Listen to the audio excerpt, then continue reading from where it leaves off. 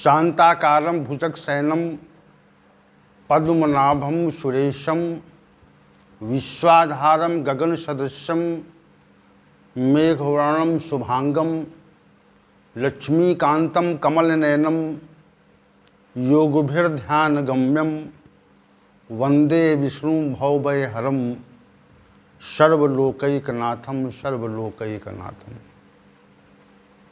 वसुदेवसुतं देवं कंसचाणूरमर्दनं देवकी परमानंदम श्री कृष्णं वंदे सकतगुरुं कृष्णं वंदे सकतगुरुं। कृष्णाय वासुदेवाय हरे परमात्मने प्रणत क्लेश नाशाय गोविंदाय नमो नमः गोविंदाय नमो नमः। आइए आज के सत्र में प्रवेश करते हैं और श्री भगवान के स्नेह में हम सभी पक गए हैं। पग मिश्रण हो गया है। श्री भगवान के प्रति नित्य प्रति स्नेह की वृद्धि होती जा रही है। उनसे हमारी निकटता है और वे हमारे हृदय में विराजमान हैं। ये अत्यधिक समीपता है, समीप है हमारे वो, और इस निकटता का आभास करना ही मनुष्य के जीवन का उद्देश्य है। जब तक मनुष्य को परमात्मा की निकटता का आभास नहीं होता तब तक वो परमात्मा से निश्चित रूप से दूर रहता है, समीप नहीं हो सकता। अब ये विलक्षण बात है कि परमात्मा हमारे हृदय में विराजमान है और हम उससे दूर हैं, उससे अपनी दूरी बनाए हुए हैं। वह हमसे दूर नहीं है, उससे हमारी निकटता है। वह हमारे हृदय में विराजमान है, बैठा हुआ है। लेकिन हमारी अपनी कमी है कि उस निकट और निकटतम रहने वाली सत्ता का हम आभास करना छोड़ देते हैं। संसार में इतना लिप्त हो जाते हैं कि हमको उसकी निकटता का आभास ही नहीं रहता कि हमारे निकट है। वो विशेष बात है। और जब स्नेह बढ़ता है तो निकट जाने की जिज्ञासा बढ़ती है। जैसे स्नेह बढ़ेगा वैसे हम किसी व्यक्ति के निकट जाना चाहेंगे। तो हमारा स्नेह बढ़ रहा है नित्य। भगवत गीता ज्ञान पर चर्चा करके हम भगवान श्री गोविंद के निकट जाने को उत्सुक हैं और जा भी रहे हैं और निकट जाकर के उसके साथ रहने की इच्छा कर रहे हैं। तो आइए चलते हैं आज के विषय की ओर। श्री भगवान ने श्लोक संख्या 8, 9, 10 में सात्विक, राजस और तामस पुरुषों को कैसा भोजन प्रिय होता है इस संदर्भ की चर्चा की थी। अब श्लोक संख्या 11, 12 और 13 में 3 श्लोकों में श्री भगवान 3 प्रकार के यज्ञों के संबंध में 3 प्रकार के यज्ञ के संदर्भ में चर्चा कर रहे हैं। यज्ञ भी 3 प्रकार के होते हैं। देखिए, जितना कुछ इस संसार में है वह समग्र रूप से त्रिगुणात्मक है। माया भी त्रिगुणीमयी है और उस त्रिगुणीमयी माया ने ही त्रिगुण को इस संसार में बिखेर दिया है। 3 प्रकार की सृष्टि उत्पन्न कर दी और त्रिगुणात्मक पदार्थ उत्पन्न कर दिए। त्रिगुणात्मक, त्रिगुण कर्ता, त्रिगुण क्रिया, त्रिगुण वृत्ति और 3 प्रकार के मन, बुद्धि, अहंकार, ये सब कुछ त्रिगुणात्मक कर दिया उसने। ये विलक्षण बात है। त्रिगुणीमयी माया ने इस संसार को ही त्रिगुणात्मक कर दिया। कैसी विलक्षण बात है। और उस दुष्कर, कठिन और कठिनता से जाने वाली माया, जिसको हम कठिनता से जान पाते हैं, नहीं जाना जा सकता। शीघ्रता से या उसके प्रभाव को, उसकी क्रिया को, उसके वृत्ति को, उसके कर्म को सामान्य व्यक्ति कहाँ जान पाता है। जो साधना की पराकाष्ठा पर पहुंच जाते हैं वे ही त्रिगुण के संदर्भ में कुछ जान पाते हैं। और त्रिगुणात्मक माया को जानना और उसके पार जाना, ये बहुत कठिन कार्य है, सामान्य कार्य नहीं है। तो आप श्री भगवान ने श्लोक संख्या 11 से और 13 तक 3 प्रकार के यज्ञों का वर्णन किया कि यज्ञ भी 3 प्रकार के होते हैं। श्लोक संख्या 11 में सात्विक यज्ञ का वर्णन किया। कहा अफलाकांक्षी भीर्यज्ञो विधिदृष्टो या इज्जते यस्तव्य मेवेति मनः समाधाय सा सात्विका। फिर देखिए इसको, अफलाकांक्षी भीर्यज्ञो विधिदृष्टो या इज्जते यस्तव्य मेवेति मनः समाधाय सा सात्विका। हे अर्जुन, जो विधि की दृष्टि से उचित है, विधि की दृष्टि से, शास्त्र की दृष्टि से जो सही है, उचित है,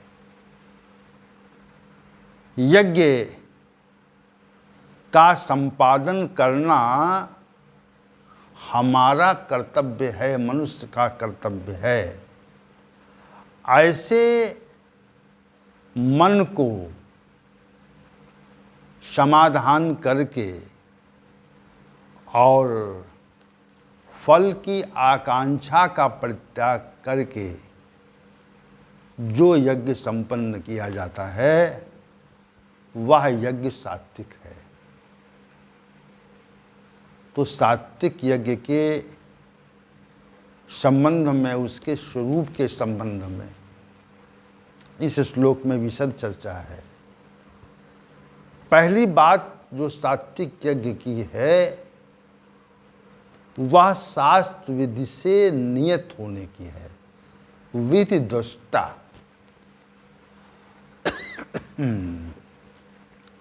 शास्त्र की जो विधि है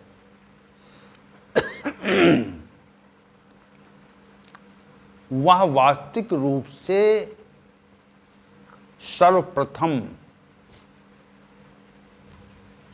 माने जाने योग्य है, जो शास्त्र की दृष्टि है, विधि दृष्टा। पहली बात, सात्विक यज्ञ का जो स्वरूप है उसका जो पहला कथन है वह विधि दृष्टा है। और दूसरी बात है यस्तव्यम एव, कि मनुष्य का जो कर्तव्य है वह यज्ञ का संपादन करना है। यस्तव्यम एव, हमारा जो कर्तव्य है, मनुष्य का जो कर्तव्य, मनुष्य मात्र का कर्तव्य क्या है? तो इस कर्तव्य का जो विनिश्चय है, दूसरी बात कह रहे हैं श्री भगवान अब, यस्तव्यम एव, कि यज्ञ करना हमारा कर्तव्य है, हम यज्ञ करने के लिए बाध्य हैं। ये भाव इति मना समाधाय, तीसरी बात कह रहे हैं, ऐसा समाधान मन में रख करके, इसमें संशय नहीं है, इसमें संशय नहीं है, संशय की बात यहाँ पे नहीं है। इति मना समाधाय, इसमें संशय नहीं है कि ऐसा समाधान मन के द्वारा हो जाए, ये तीसरी बात है। आप फलाकांक्षी भी, और फल की इच्छा का परित्याग रहे, ऐसे मनुष्यों के द्वारा जो यज्ञ किया जाता है उस यज्ञ को हम सात्विक यज्ञ कहते हैं। सात्विक यज्ञ की विशेष परिभाषा है, समझिए आप, सात्विक यज्ञ की विशेष परिभाषा है। सात्विक यज्ञ को परिभाषित करते हुए श्री भगवान ने 4 तथ्य कहे, और इसका जो उत्तरार्ध भाग है उसमें फल, यज्ञ में फल की आकांक्षा का परित्याग है, और विधि सम्मत होने के तथ्य को यहाँ पर निरूपित किया गया।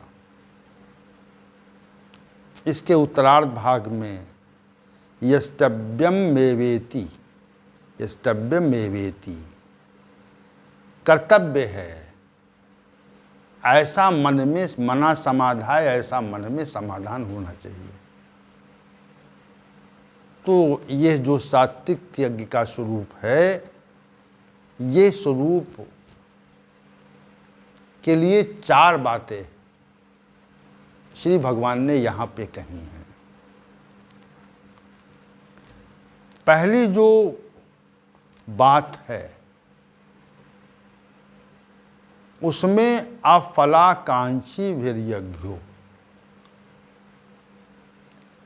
यज्ञ के पूर्व, यज्ञ के संपादन के पूर्व, यज्ञ के द्वारा किसी प्रकार का हमको फल प्राप्त होगा, इस भावना का निषेध है। वहाँ पे किसी प्रकार का फल हमको प्राप्त होगा, ये भाव नहीं रहना चाहिए। विलक्षण बात है ये। जैसे हम संसार में असंख्य प्रकार के कर्म करते हैं, कर्मों की सही संख्या तो कोई व्यक्ति नहीं बता सकता, नहीं बता सकता। कर्मों की सही संख्या को बता पाना असंभव है। और विशेष बात यह है कि प्रत्येक कर्म परिणाम को दृष्टिगत रखकर ही किया जाता है। क्या होता है, अब आप विचार करें इस पे, क्या कोई कर्म हम बिना परिणाम को दृष्टिगत रखकर करते हैं?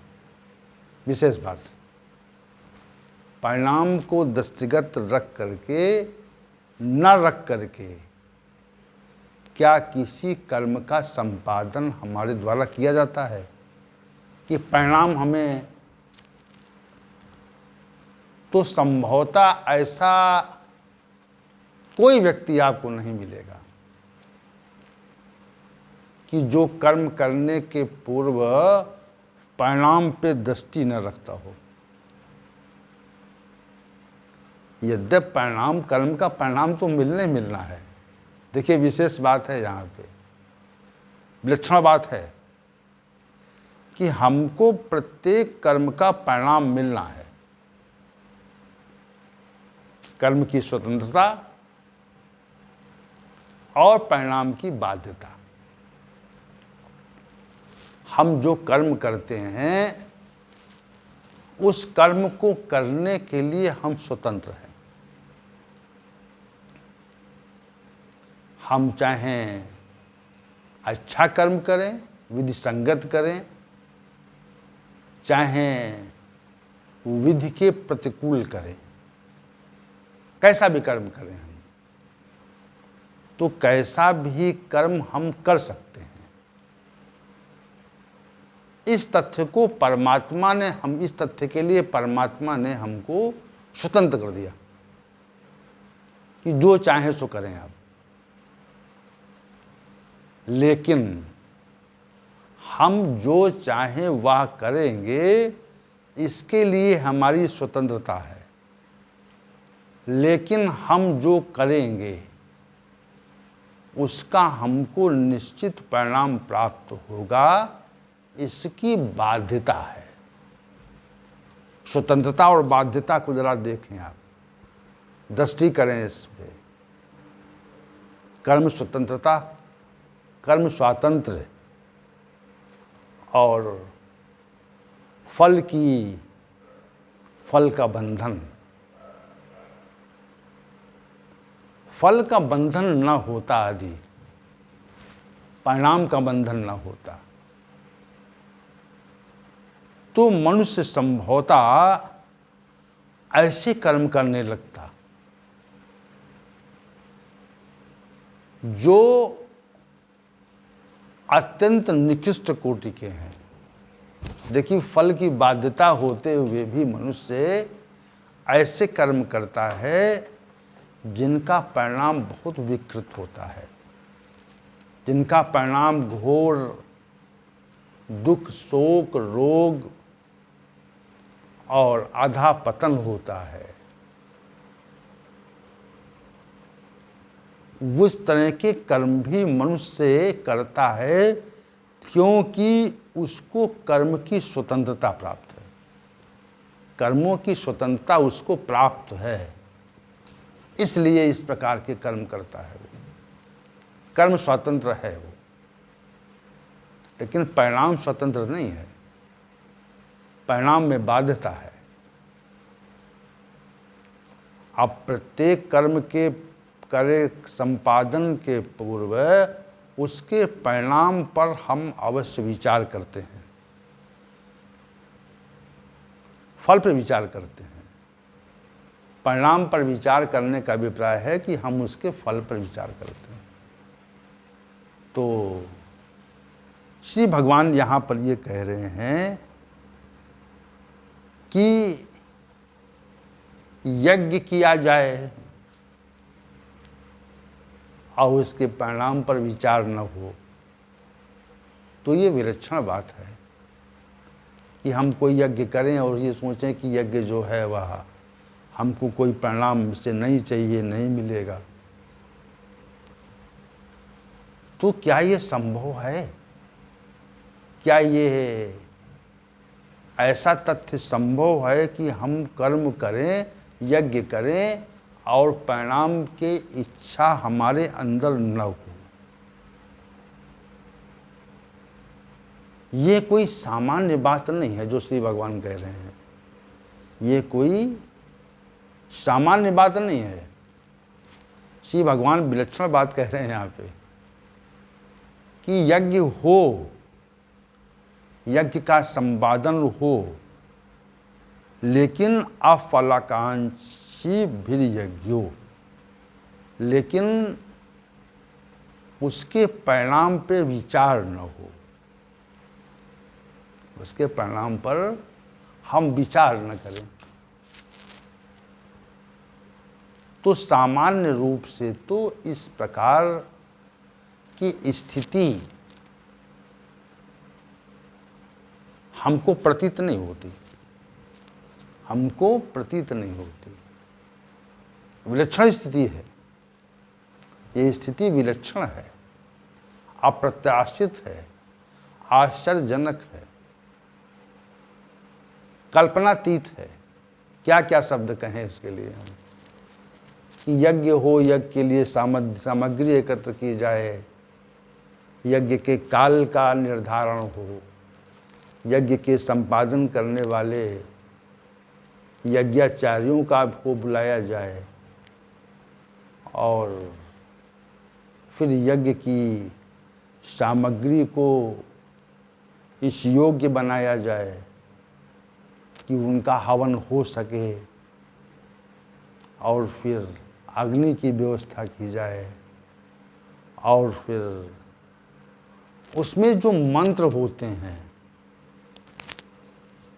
वे भी, उनका भी उचित रूप से संपादन हो और जिस प्रकार की जो प्रक्रिया है यज्ञ की, वो प्रक्रिया भी संपादित की जाए, यज्ञ आरंभ हो जाए और यज्ञ आरंभ होने के पश्चात उसमें आहुतियाँ पड़ें और फिर यज्ञ संपन्न हो जाए। तो इतना सब हो करके भी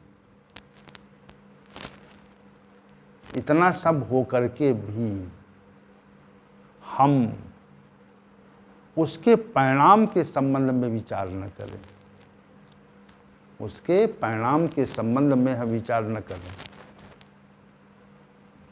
तो इस पे जब बहुत विचार करेंगे आप तो लगेगा कि संभव नहीं है, ये जो कार्य है वो संभव नहीं है। ऐसा नहीं हो सकता कि हम यज्ञ के संपादन की सारी व्यवस्था करें और उसके परिणाम पर विचार न करें। लेकिन चूंकि श्री भगवान ने कहा है और सात्विक यज्ञ के स्वरूप के संबंध में विशेष चर्चा प्रस्तुत की है, इसलिए ये असंभव नहीं है, इसलिए ये असंभव नहीं है।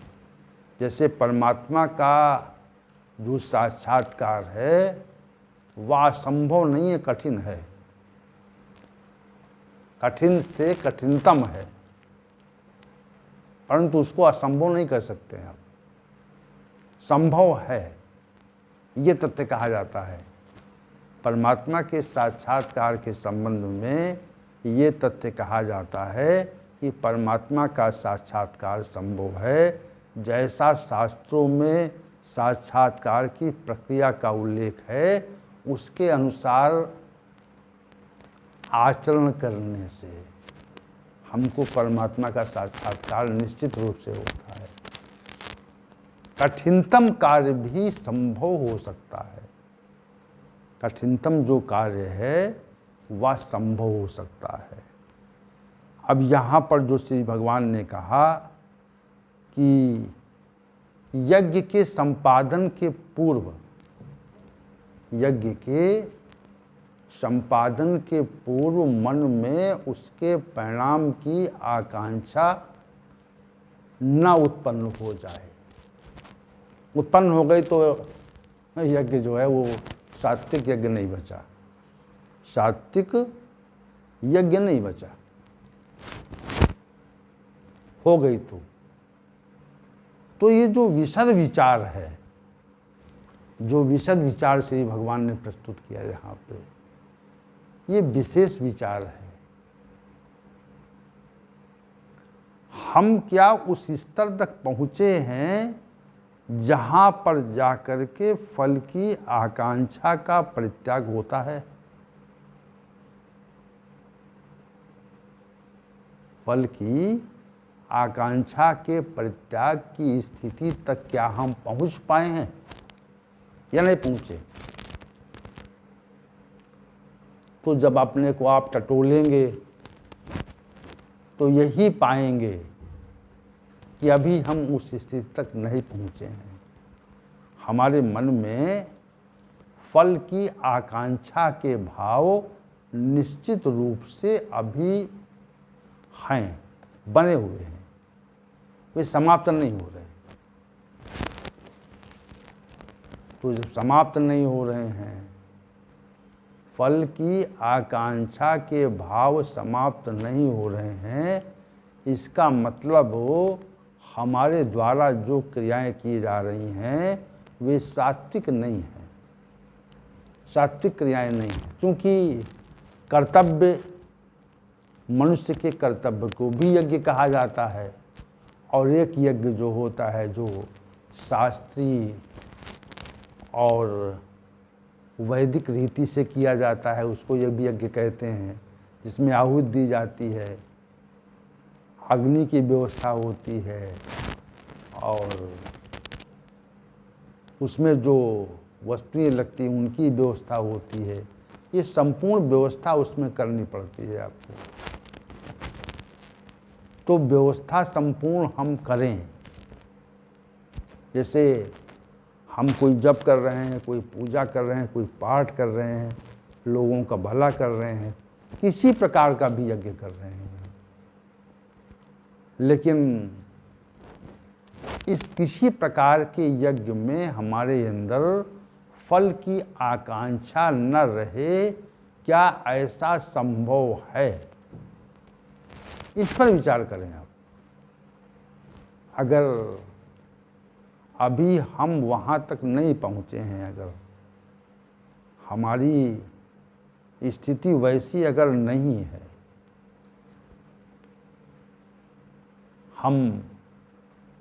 हमने अपने मन में फल के इच्छा को पाल रखा है,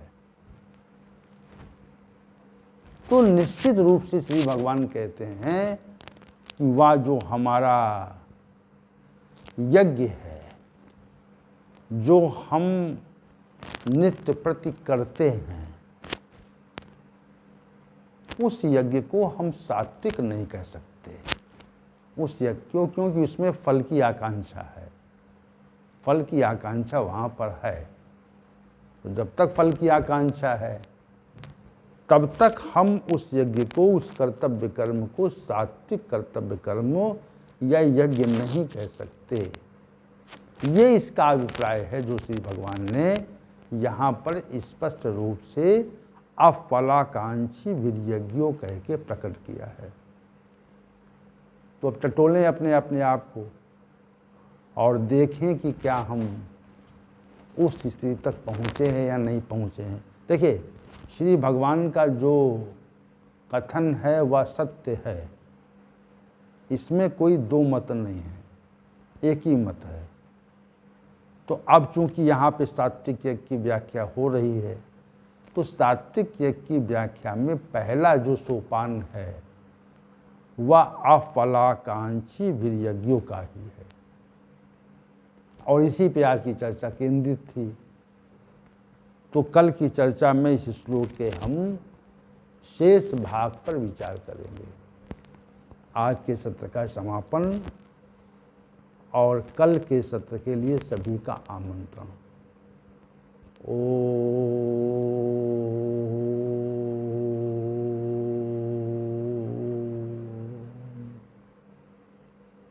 सहनावतु सहनौ भुनक्तु सह वीर्यं करवावहै तेजस्विनावधीतमस्तु मा विद्विषावहै। ओम शांति ही शांति ही शांति ही।